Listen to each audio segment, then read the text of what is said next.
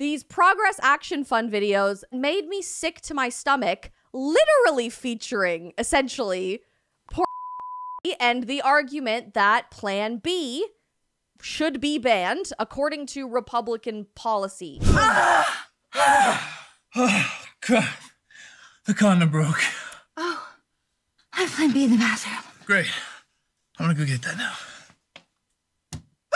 Sorry, you can't use that. Who are you? I'm your Republican congressman. Now that we're in charge, we banned Plan B. No, you can't. You can't do this. I can't have a kid right now. I won the last election, so it's my decision. Now let's get back in there so we can give her the news, Daddy. So there you go. Again, how little they think of you, that you're having rampant, unprotected sex all the time and desperately need an abortifacient drug, Plan B, available to you over the counter in the United States today, by the way, not needing a prescription, that no Republican congressman is attempting to ban at this point in time. But like what? What?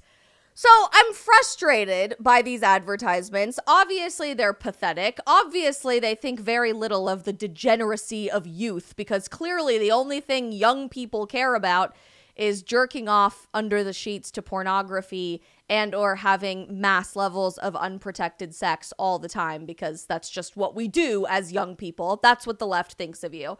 This one, I imagine, is geared specifically towards young men, but make that judgment for yourself. Oh! Sorry, you can't do that. What the hell, man? How'd you get in here? I'm your Republican congressman. Now that we're in charge, we're banning porn nationwide. You can't tell me what to do. Get out of my bedroom, you creep! I won the last election, so it's my decision. I'm just gonna watch and make sure you don't finish illegally. So that's fun, right? No national porn ban has even remotely been discussed in any way, shape, or form, although individual states have begun banning porn for minors, which is a totally appropriate conversation for us to be having. And frankly, if we look at the evidence, maybe we should be talking about a ban on pornography if we're serious about ending human trafficking, if we're serious about preventing impotence, if we're serious about preventing addiction. We've had that conversation on the show before, and I will be happy to have that conversation 1,000,000 times over. But really, that's what they think of young men, that you'll vote solely because your ability to masturbate in your bedroom might get taken away from you by some old, evil, white man, Republican congressman. But I started to get really pissed, to be honest with you, at the third advertisement dropped by the Progress Action Fund that takes things up another level entirely.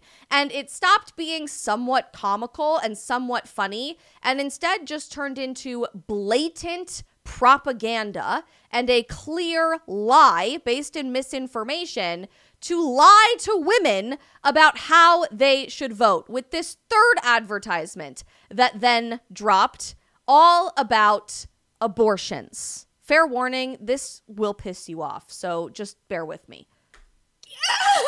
Dr. Davis, what do I do?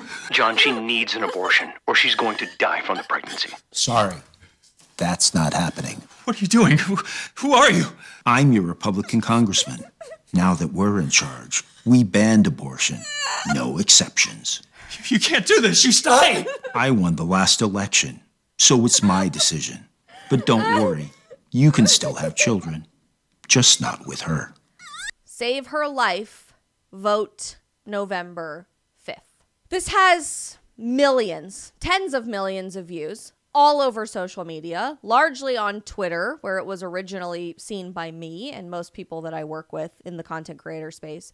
But I want us to watch this ad again, paid for by the Progress Action Fund, to point out every piece of blatant lie and misinformation present in this propaganda, to just prove to you once and for all how little these people think of women. How little they think of women, period.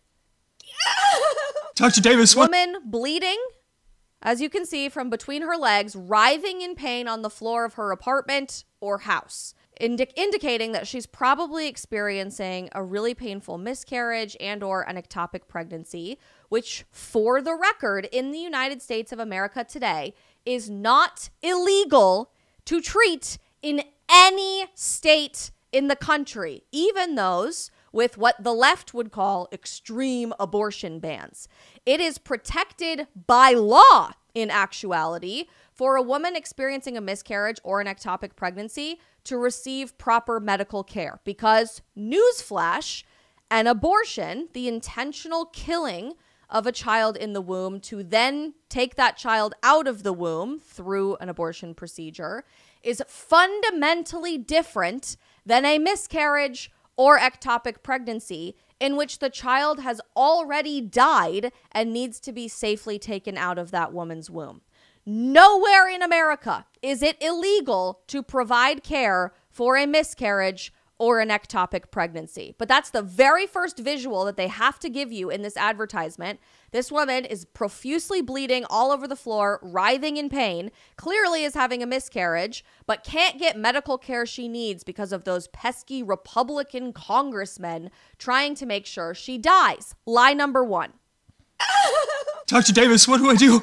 John, she needs an abortion, or she's going to die from the pregnancy. Number two. Lie number two. This is not an abortion. Interestingly, insurance sometimes does bill these things as a spontaneous abortion rather than an induced abortion or an elective abortion. Those are typically the languages that are used within the American insurance, I'll say, scheme, because honestly, the whole situation is just a complete fraud. And that's one of the biggest areas of work that we need to make sure happens in the next conversation about abortion, is labeling these things differently for insurance purposes. But no, an abortion is not what is happening during a D&C.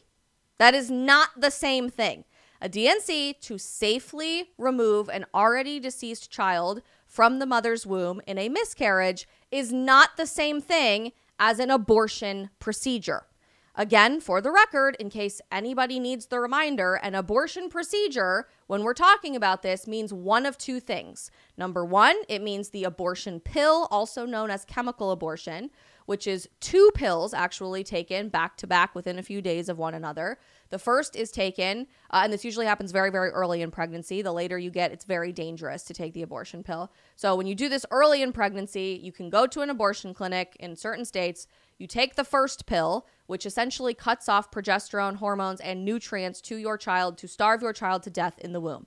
You go home, and about 24 hours to 48 hours later, you take the second pill, which induces labor to expel your child from the womb. That's option one.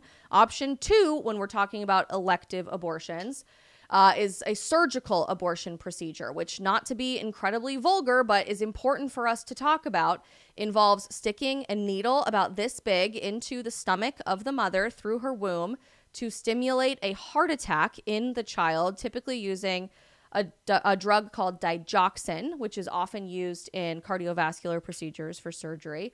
The baby has a heart attack and dies, and then the mother is induced. But with surgical abortions, typically they want to make sure all of the products of conception, aka parts of the child, are removed. So they typically end up dismembering the baby limb by limb to make sure that everything is appropriately suctioned out and nothing remains in the mother's body. In no way, shape, or form is that the same thing as a D&C from a miscarriage. And I cannot recommend, if you guys haven't already made prayer a part of your daily routine, downloading the world's largest Christian prayer app, Hallow, Hallow. They have more than 10,000 original prayers, meditations, history podcasts, lifestyle podcasts, mental health resources, everything you can possibly imagine that has totally transformed my prayer life and that of almost every single one of you as well. Hallow is offering you a 3-month free trial to all of the incredible content on their platform. If you go right now to hallow.com/Isabel, HALLOW.com/Isabel, HALLOW.com/Isabel. And our friends over at Public Square, America's largest leading marketplace for small businesses that are all pro-family, pro-faith, and pro-freedom, and pro-actual science, by the way, actually got their start out in the beautiful state of California. They are changing how we spend money in America one day at a time, realizing that where we spend our dollars is where culture is going to thrive. If you are looking for businesses to support that share your values, check them out at publicsquare.com. And if you are a business owner of any kind, make sure you add your small business to Public Square to connect with customers who share your values too. I'm so glad, by the way, that there are companies that are trying to get to the actual truth of matters like this and in standing for women in general. Just one of which happens to be my amazing friends over at Garn-U. Garn-U is the only period product company on the market that insists only women can menstruate. Thank you for that, by the way, Garn-U, because we need a whole lot more of that. And their pads, their tampons, and their menstrual cup products are all 100% organic and completely non-toxic. I have noticed a huge change in my cycle since switching to Garn-U products, and I cannot begin to recommend them enough to you, especially after we just found out that most leading tampon brands have arsenic and lead in them if you're buying them at Target or the grocery store. You can get a discount on your first order to Garn-U if you click the link in the description of this video. And please, please, please embrace the same courage that they are in standing up for real womanhood in 2024 and beyond.